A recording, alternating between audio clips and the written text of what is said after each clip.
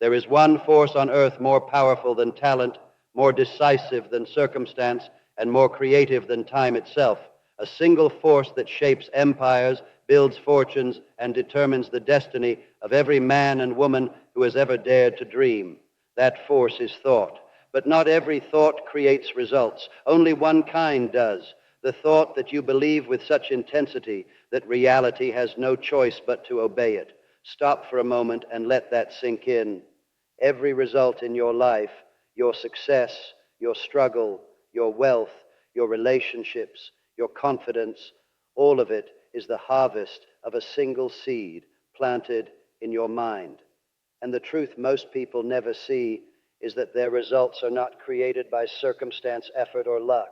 They are created by the thoughts they allow to dominate their consciousness. What you consistently think about, you pull into existence, not through magic, but through motion.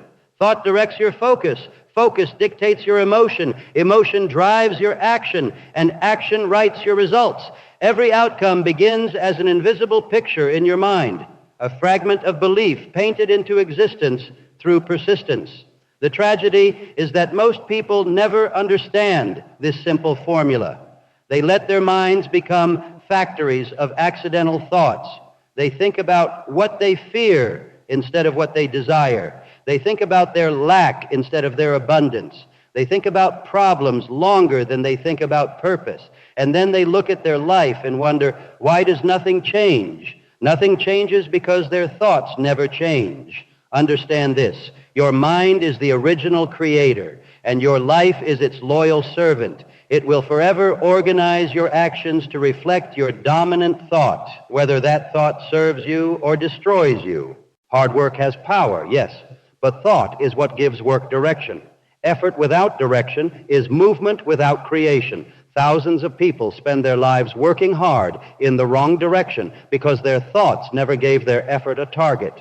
That's why faith, vision, and imagination, the invisible tools of the mind, are greater than all physical tools combined. Take any man or woman you admire, the inventor, the entrepreneur, the artist, the leader. Before the world believed in them, they believed in a thought. They saw what wasn't visible. They lived mentally in the outcome before it materialized physically. That's the true act of creation, to live from the result, not toward it. Most people live in reverse. They wait to see results before they believe. But the truth is cruel and simple. You cannot achieve what you first refuse to believe. Belief is the ignition key of creation. The moment you believe something deeply enough, action becomes effortless because faith erases hesitation. That is the thought that creates results. Not wishful thinking, not fleeting motivation, but an unshakable conviction that what you desire already belongs to you. And your job is simply to bring your behavior into harmony with that truth. You've been taught to chase outcomes. You've been told to grind, to hustle, to push, and there is merit in effort. But Hill taught us something the world still resists. Thought is the starting point of all riches. Every visible success began as an invisible belief. The car you drive, the phone in your hand, the lights that fill your room, all were once thoughts held so boldly that they refused to remain imagination. Now think about your own results. What are you unconsciously commanding your life to create? Every time you think, I can't, you sign a contract with limitation. Every time you say, that's not for people like me, you teach your mind to sabotage opportunity. You are manifesting every day, not just your dreams, but also your doubts. The subconscious mind does not discriminate. It takes your thoughts as truth and builds evidence for them. That is why the poor grow poorer while the rich grow wealthier, not purely by money, but by mindset. The wealthy think in multiplication, the poor think in preservation. One expected growth, the other expected lack, and both received exactly what they expected.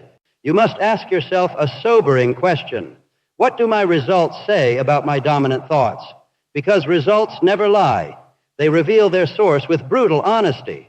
If you see patterns of mediocrity, recognize that you've entertained thoughts of limitation long enough for them to become normal. But there's good news. Your thoughts are not a prison. They are a door. The instant you choose a new belief and give it consistent attention, you begin to shift your entire vibration. New thoughts form new emotions. New emotions create new actions, and new actions bring new realities.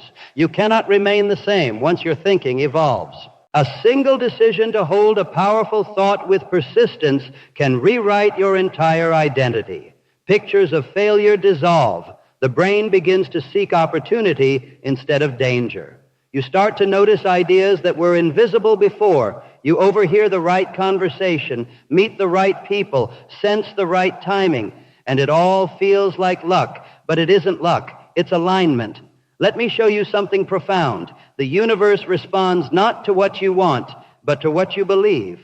Wanting is weak, belief is magnetic. You can desire all day long, but until that desire graduates into conviction, it has no creative force. Thought charged with belief becomes a command. Thought diluted by doubt becomes background noise. So how do you turn a wish into a result? You focus, you repeat. You saturate your mind with the outcome until doubt becomes too tired to argue. You visualize with emotion, because emotion is the fuel of creation. The mind doesn't respond to fantasy. It responds to feeling. That's why you must feel your success before you see it. That inner certainty is the signal that changes outer conditions. Every day, the world tries to distract you. Social media feeds you fear. The news sells you limitation. Others project their insecurities like poison arrows. But no one can dominate your mind without your permission. You must be the gatekeeper of your thought, guarding it with ferocity. Because once the wrong idea takes root, it is your daily repetition that waters it. You are thinking something into existence right now, a life of power or a life of regret. What you dwell upon expands. What you expect, you experience. The thought that creates results is the one that is fed every single day until reality cannot resist any longer. Hold this truth near your soul. When you change your thought, you don't just improve your mood, you reshape your entire destiny, because your mind doesn't produce what you want. It produces what you believe is possible for you. The great ones become great because they obsess over possibilities, not problems. They train their minds to see opportunity where others see obstacles. They turn adversity into fuel by thinking, there must be a way, and I will find it. That single sentence, repeated enough, bends the world in their favor. That's the thought that creates results, the thought that refuses to surrender. You possess the same power. The question is not whether you can create. It's whether you will direct your creation consciously.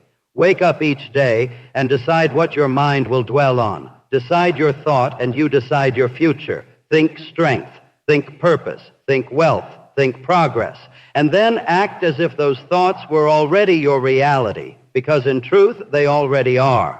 Every result you want is waiting for one thought, the thought backed by unwavering faith, pursued with daily persistence, held long enough for the universe to shape itself around your decision. That thought, once chosen, becomes the mold of your destiny. Never forget, you are not the victim of your results. You are the architect of them, and the blueprints are drawn with thought. So think deliberately, think boldly, think persistently, because the man who learns to master his thinking becomes the master of his fate. You are that man, you are that woman, you are that creator, and the power to prove it has been sitting quietly between your ears all along. This is your moment to use it.